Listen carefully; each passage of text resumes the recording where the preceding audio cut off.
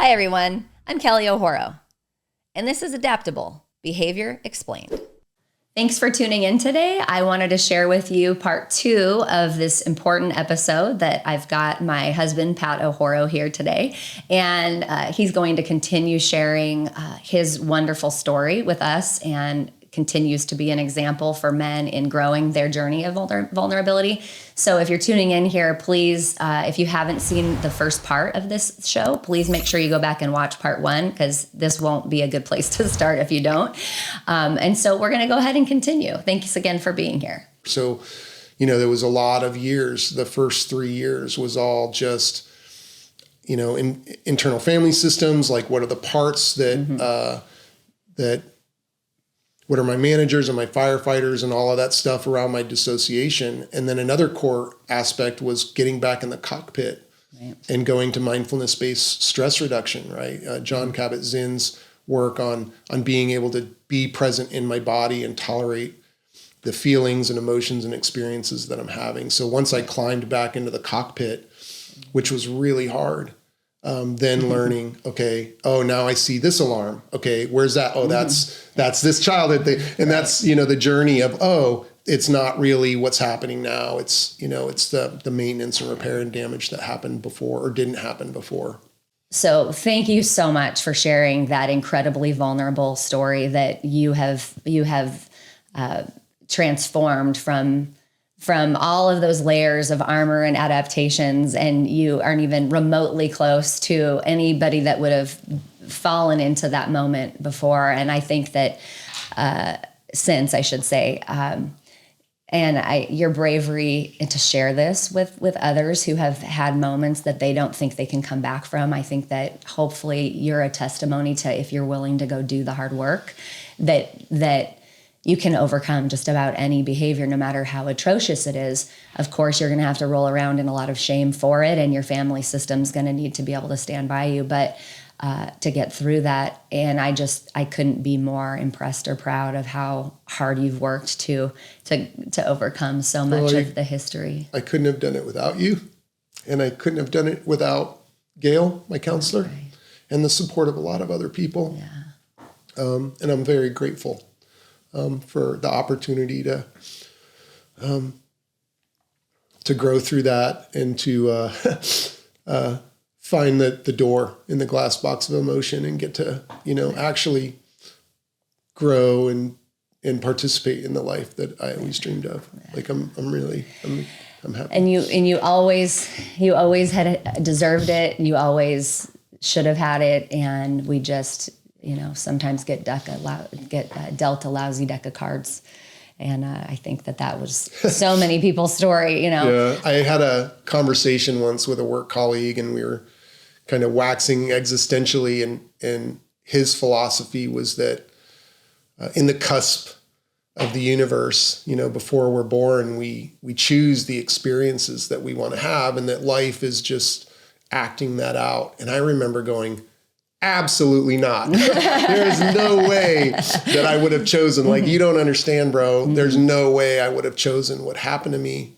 But as I've gone through my own mental health journey, I think my bent on that is that maybe we choose who we want to become, and then life deals us the cards so that we have an opportunity to build that resilience, to build that muscle. To overcome. And, so in that, I give myself a pat on the back for aiming for a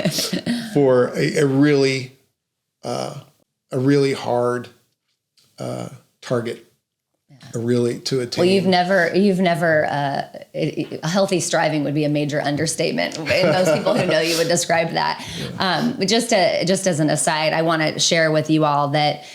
Thankfully, the following weekend, I had, after the Raleigh incident, I had EMDR therapy training weekend 2. And I was incredibly rattled because your former therapist, who, I sort of blamed for not fixing you fast enough and making sure you would never do such a thing to me, was there. And I was like, how am I supposed to learn? I'm totally rattled from this. It was only a few days before that this Raleigh thing had happened. And how am I supposed to, one, learn? I'm not in my prefrontal cortex. And two, how am I supposed to do EMDR work that's shallow and not really connected to anything substantial? I'm like, there's no chance. So I went to the trainer and I said, hey, this is what happened. I want to work through it. Can I do this piece of work in our practicum? And he was awesome. And he totally supported that. And just so you viewers know, I cleared that whole incident that weekend. And honestly, I had never felt jumpy ever about my relationship with him. But we had a lot of new boundaries. Right. Well, and sure. I really had to start looking at my part, and which was I was a fighter too. I would provoke, I would push buttons. I didn't know how to walk away. I didn't know how to settle down. I didn't know how to remove myself when things were getting heated. So that became my part in our dance for sure. Yeah. But I just wanted to make sure you all knew that, I had my own support right away, and I never really even suffered with the jumpiness of being afraid of you because I took care of it so darn fast in my own work. So yeah, and I think I recently I annually watch the Hunger Games. For those out there, I love it. But one of the things I really love about that is the end. Spoiler alert: when PETA, one of the protagonists, he's highly traumatized and he can no longer trust. He feels like he can no longer trust the person that he loves the most, and they develop a thing where he's like, true or not true. And he surrenders his own perspective and judgment to somebody that he cares for, even though he struggles to trust her. And, that was something that I really tried to adopt in that period, which was part of my surrender, which was, is this real or not real? Can I trust this or can't I not trust that? Your trauma goggles were a little bit cloudy, and they still sometimes, you've done a decade of work, and like I said, I couldn't be more proud, but you still get a little bit confused as we all do. I'm still a work in progress. Sure. I always will be. Sure. But I think for me, while we had survived 10 years of marriage and complicated family and all of that stuff together, that was the pivotal point where we actually started to develop earned secure attachment, like the earning part. Right. Like we came through. And for me, strife. it's precious, right? Sure. It's the most important thing in my life now. Sure. So, the next piece of your chapter, although it was grueling and long for us because the 7-year toll it took on our family system and on you personally and emotionally to go back to school. Yeah, sure. To continue on your, how do you pay forward what your story taught you, and how can you make a difference in the world because of everything you've learned and healed from? So tell us about becoming a counselor. Well, professionally, I'm ex-military, 13 years military. And then I've been at Microsoft now for 16 years. I'm a principal technologist at Microsoft. And about 3 years into my mental health journey, I was realizing, there's a lot to share. And I joined the Navy immediately upon turning 18. So I decided I think I want to invest in also my mental health, my professional mental health journey. So I went back to school. I earned my undergrad and recently completed graduate school in clinical mental health counseling. And I think we should all stop to applaud for that because it's really like so badass. It's been quite a challenge to juggle chainsaws while working on my own, continuing to work on my mental health journey.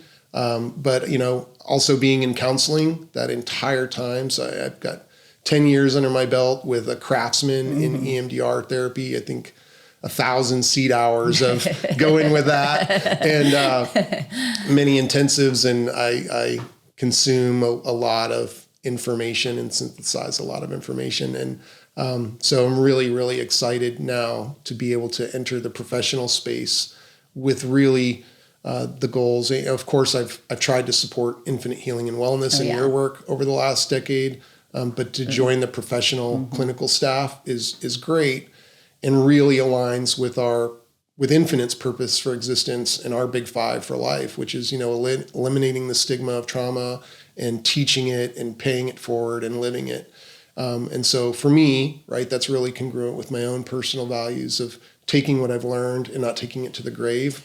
But as a father figure to 5 men, as a role model, and knowing how many people, even if they had role models that didn't have role models that had the right tools Sure. or the right experience, it's really one of my values is to share that with others and to help men understand that, you can balance societal and internal roles and messages around what a man is in society and what our roles are within family, and how do we manage strength. How do we balance both the need for strength, and how do we balance the also critical need for love and vulnerability? Because that's the true strength. Vulnerability is strength. It doesn't have to be one or the other. And not to wax politically or socially, right? But if I look at our society, it's very polarized, right? And you're either soft or strong. You're either sheep, a sheep or a lion, right? And I'm like, why can't I have aspects of all of those? And so in my own journey, I really feel like I'm learning to balance those things. My ability, my authenticity and transparency are job one, but that doesn't mean I put down self-responsibility, protection, creation of safety for myself and others, right? So how can I protect the ones I love while loving them and ultimately loving myself, right? And so I think I know in my own personal relationships with men and now my professional relationships with men, we struggle to balance those things, and we struggle to go back and look at what's happened to us and how we've adapted, and to address the shame and to embrace vulnerability. And so I hope to live the rest of my life sharing that with others and helping others navigate that path, because it's not only changed my life, it's giving me the life that I always dreamed of, but just didn't know how to get. Yeah. Yeah. Beautiful job today. I really appreciate your vulnerability and your courage and your hardworking, your example of how to be a true man, to me, is wonderful. And you're not perfect. It's progress, not perfection. You're so good at circling back and taking accountability when you get it wrong. And I think that your clients in the future are going to be so lucky to have you in their corner for their journeys. And I know that I am daily lucky to have you as my partner by my side. And our kids, whether they know it yet or not, are lucky to have you, depending on where they are in their journey of healing from their childhoods that they didn't have any control over. Yeah, stay tuned for a future parenting episode. Yeah. So I just want to thank you again for taking the time out to talk with us and to be a continued role model for men anywhere, everywhere. I hope that this helps them strive toward their best selves, their original selves, who they were always meant to be prior to all the armoring up from their stories. So again, thank you. Well, and thank you. I wouldn't be here on the planet without you. So much love. I love you. I love you.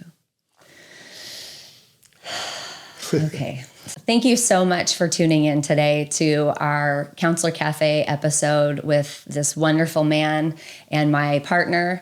I appreciate your time and energy. Please give this a share if there's somebody that could benefit from his example that you know and love. And I hope that you continue to lead with love, because it'll never steer you wrong.